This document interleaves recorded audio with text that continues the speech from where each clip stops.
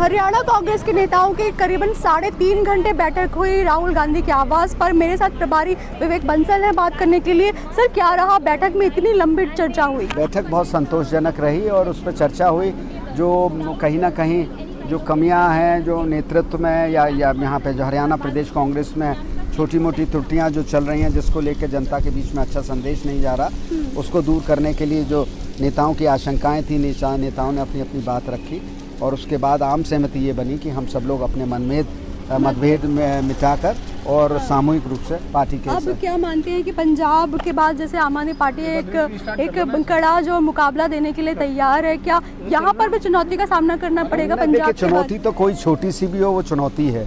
राजनीति में किसी चाहे वो छोटी हो, छोटी कभी कभी जो कहते हैं ना छोटी छोटी अंगारा भी आग में परिवर्तित, तो हम किसी को उसको कम आके ये नहीं होना चाहिए, हम लोग पूरी मजबूती के साथ। और जिस तरीके से इतनी लंबी चर्चा हो, इसमें आपको लगता है कि आप जैसे आपने ये कहा कि छोटी सी बात भी बड़ी हो जाती है, तो क्या सभी जो मुद्दे थे उनको शॉर्ट आउट कर लिया गया है? अब हरियाणा सबने अपनी अपनी बात रखी और उसको सबने एक दूसरे के सामने जो भी शिकायतें थी एक दूसरे की रखी। अब क्या आगे की स्ट्रैटेजी क्या रहेगी? संगठन में बदलाव होगा? नहीं, अब ऐसा कुछ बात नहीं आई अभी, तो इस तरीके का कोई विमर्श नहीं। क्या तो स्ट्रैटेजी क्या रहेगी? क्या निकल कर रणनीति यही है कि हम लोगों को सामूहिक रूप से निकलना है, जनता के बीच में संदेश न जाए कि कांग्रेस के नेताओं में आपसी मत। चलिए, बहुत बहुत शुक्रिया। तो कांग्रेस के नेताओं में, हरियाणा कांग्रेस के नेताओं में खास तौर पे जो आपसी मतभेद है उनको दूर करने के लिए राहुल गांधी के आवास पर एक बैठक हुई। ये उम्मीद लगाई जा रही है कि जो प्रभारी के बीच में अध्यक्ष हो या फिर पूर्व सीएम भूपेंद्र हुड्डा या दीपेंद्र हुड्डा जिस तरीके से जो बन के आया है, नया एक जो एंगल है उसको किस तरीके से दूर किया जाए। आज की इस बैठक में ये इसको सुलझाने का प्रयास किया गया राहुल गांधी की तरफ से।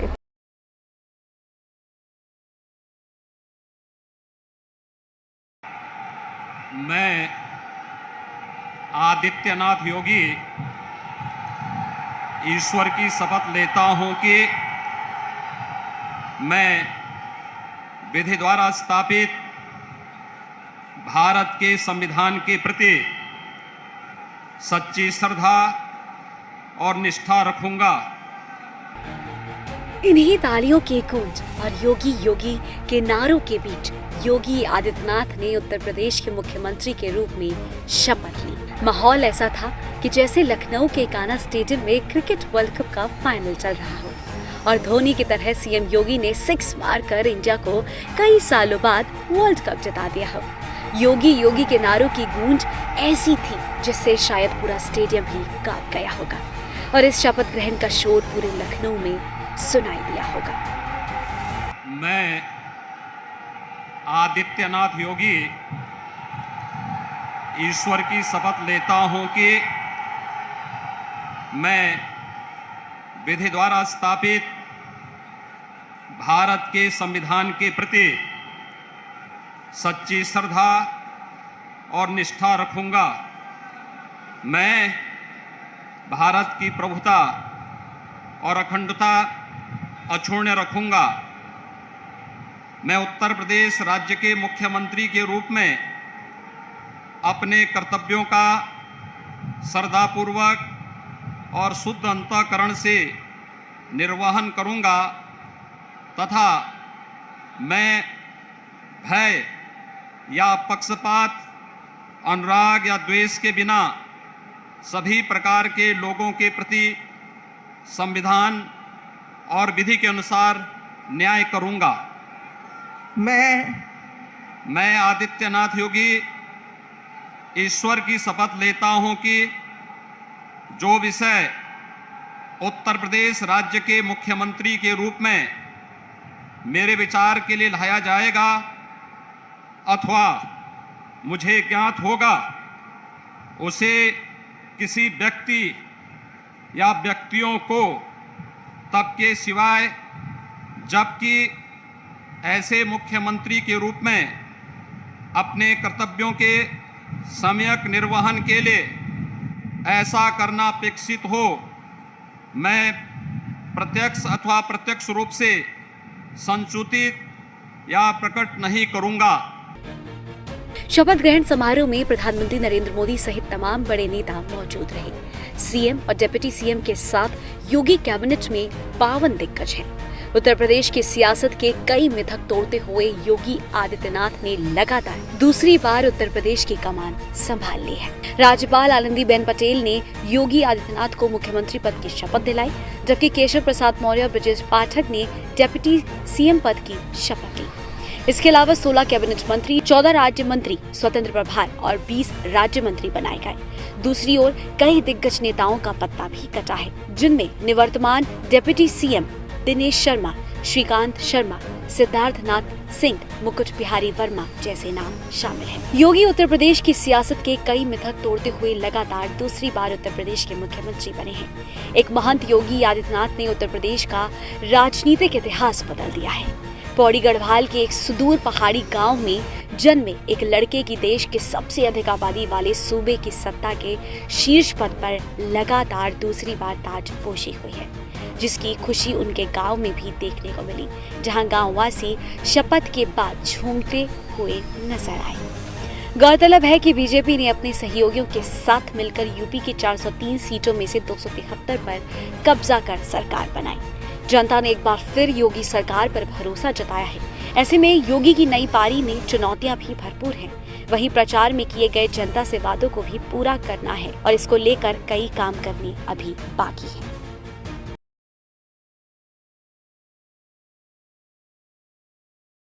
प्रदेश के जितने गुंडे सत्ता के संरक्षण में अब तक पल रहे थे, वे सभी कान खोल करके सुन लें। 11 मार्च उनके लिए अंतिम वार्निंग होगी। 11 मार्च के बाद उनकी उल्टी गिनती शुरू हो जाएगी। अपना ठोर ठिकाना पहले ही ढूंढ करके रख लेना। जितने भू माफिया होंगे, जितने खनन माफिया होंगे, जितने आपराधिक प्रवृत्ति के तत्व होंगे, जितने लोगों ने गांव गरीब किसानों की जमीनों पर कब्जा किया होगा, उन सब की खैर नहीं। उत्तर प्रदेश के उत्तराधिकारी योगी आदित्यनाथ। कोई भी जब इतिहास लिखेगा तो लिखेगा कि साल 2022 में एक मठ के सन्यासी में सियासत के हठ योग को ऐसा साधा कि राजयोग ने चरणों में सत्ता का कालीन बिछा दिया और टूट गए दशकों के वो मृतक जिन्हें यूपी की राजनीति में गढ़ा था। योगी यूपी में ऐसे पहले मुख्यमंत्री हैं जिनका जनता ने 2 बार सत्ता में अभिषेक किया। गढ़वाल के छोटे से गांव से निकला एक युवा सियासत के फलक का ध्रुव तारा बन जाएगा, ये किसी ने नहीं सोचा था। लेकिन योगी भी मानते हैं कि ये जीत अकेले उनके कामों पर नहीं मिली, इसमें प्रधानमंत्री नरेंद्र मोदी की सबसे बड़ी भूमिका रही है। मैं आपसे एक बात कहूंगा, यूपी में लड़ाई इस बात की नहीं है कि किसकी सरकार बनेगी या किसकी सरकार नहीं बनेगी। पूरा यूपी जानता है, पूरा देश जानता है कि आएगी तो भाजपा ही, आएंगे तो योगी ही। इस बार के चुनाव के दौरान उत्तर प्रदेश में 43% गरीब का वोट और 42% लोअर क्लास का वोट बीजेपी पाती है, क्योंकि वोट इस जोड़ी के दम पर मिलता है। ये जोड़ी जबरदस्त है। समर्पण, साहस, विश्वास, प्रतिबद्धता, जवाबदेही और जिम्मेदारी, ये जोड़ी इस पर स्थापित हुई है, जो लगातार कामयाबी की सीढ़ियां चढ़ते हुए आगे बढ़ रही है। इस जोड़ी के आगे चुनौतियों का पहाड़ है, विरोधियों की दहाड़ है, लेकिन ना ये जोड़ी रुकती है और ना ही किसी के आगे झुकती है। याद करिए इस तस्वीर को। तारीख 21 नवंबर थी। उत्तर प्रदेश में चुनाव की तारीखों का ऐलान भी नहीं हुआ था। लखनऊ में पीएम मोदी का हाथ यूपी के सीएम के कंधे पर दिखता है। उन तमाम अटकलों विरोधियों की तरफ से गढ़े प्रश्नों का अंतिम संस्कार इन तस्वीर ने कर दिया, जिनमें पूछा गया था कि इस जोड़ी के बीच दरार है। आज पूरे यूपी की जनता कह रही है, यूपी प्लस योगी बहुत है उपयोगी।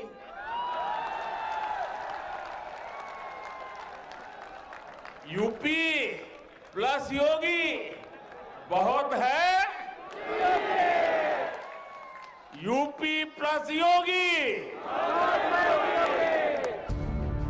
इस बार यूपी की लड़ाई इस जोड़ी के लिए भी आसान नहीं थी। कोरोना महामारी की भयावह यादें, लॉकडाउन में पलायन का दर्द, बेरोजगारी, महंगाई, किसान आंदोलन, इस जोड़ी के आगे चुनौतियों का पूरा पहाड़ खड़ा था। इसके बावजूद प्रधानमंत्री नरेंद्र मोदी ने बीजेपी को 4-1 से जीत दिलाई।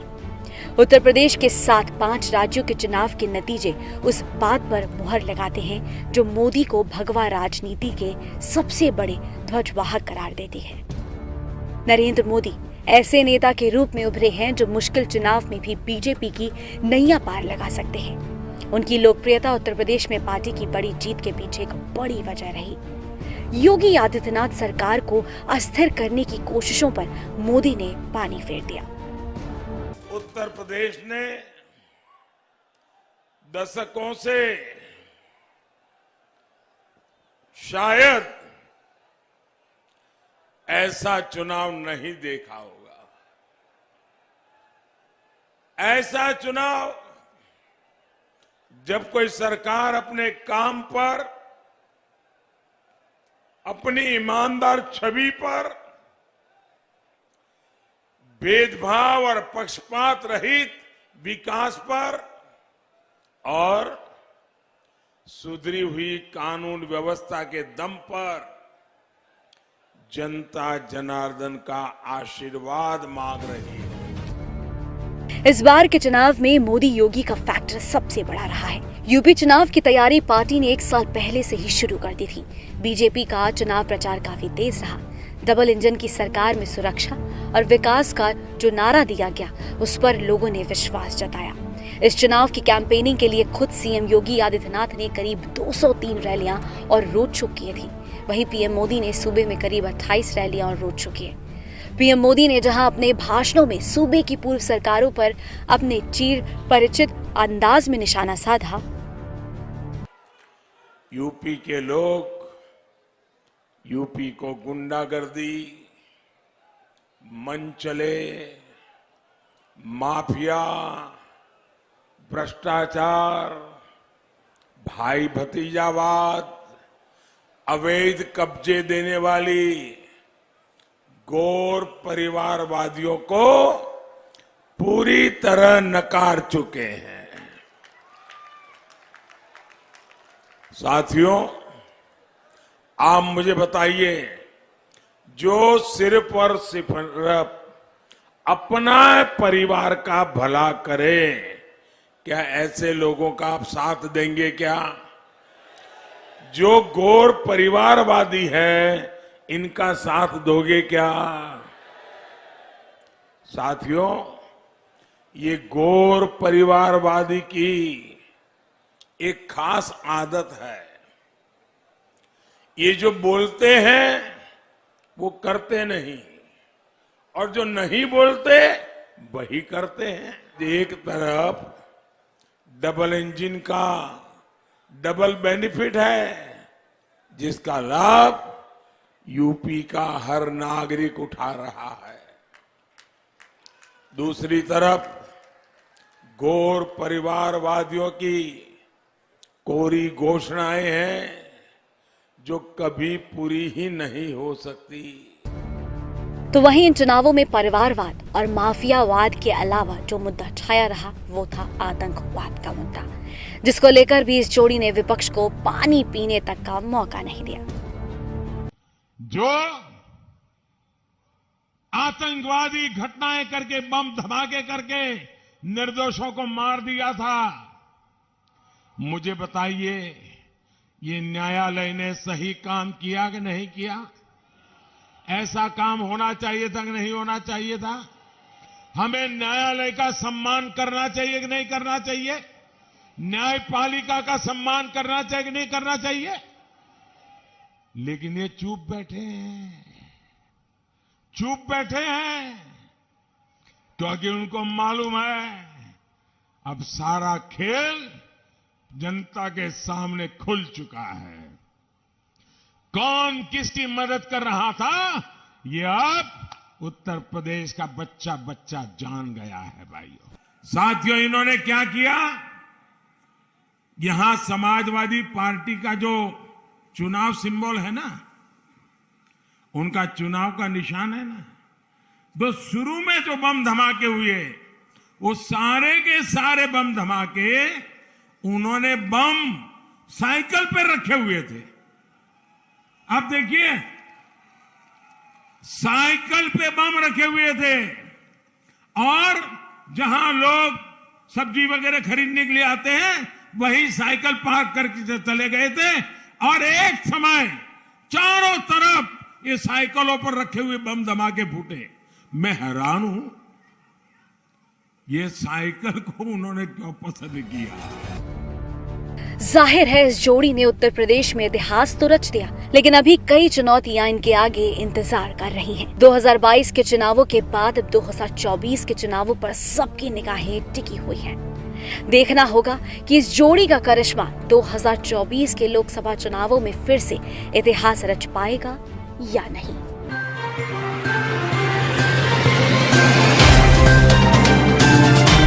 Subscribe now and press the bell icon. Never miss an update.